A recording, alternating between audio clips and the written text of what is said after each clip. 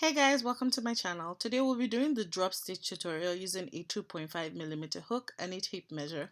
So I'm just going to show you how I do it. So I chain one and then pull up a loop that's going to be 3 inches tall or long, and I take my tape measure to measure it to make sure it's 3 inches long because I want the drop stitches to be the same length all around this project I'm working on.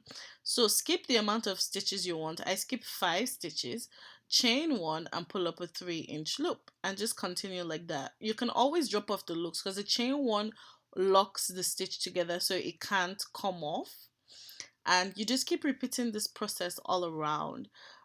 This is actually showing how I make a particular pattern of mine. It's a drop stitch beach cover up dress, and I have patterns on Etsy. If you'd like to support me, I would really like that, in sizes small, medium and large. So this is how I drop the stitches. I just pull them off my crochet hook and drop them, and that's it.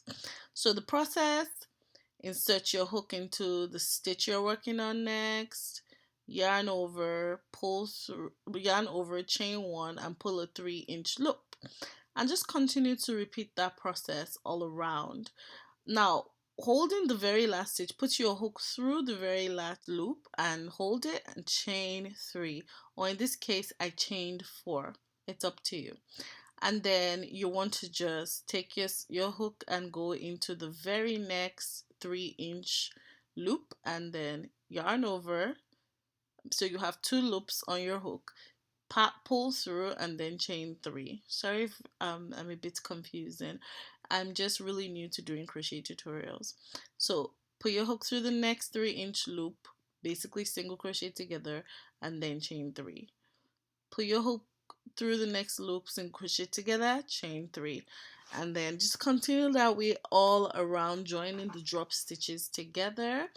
And when you're done, I kind of show you what it looks like when you're done. Join it to the very first chain or drop stitch that we worked on. Join it to the chain of that one, pass through both loops like so, and yeah, and that's how it's done. And before you know it, you have yourself a nice drop stitch pattern. I hope this was very explanatory. Thank you for watching my video. I love you guys. Bye.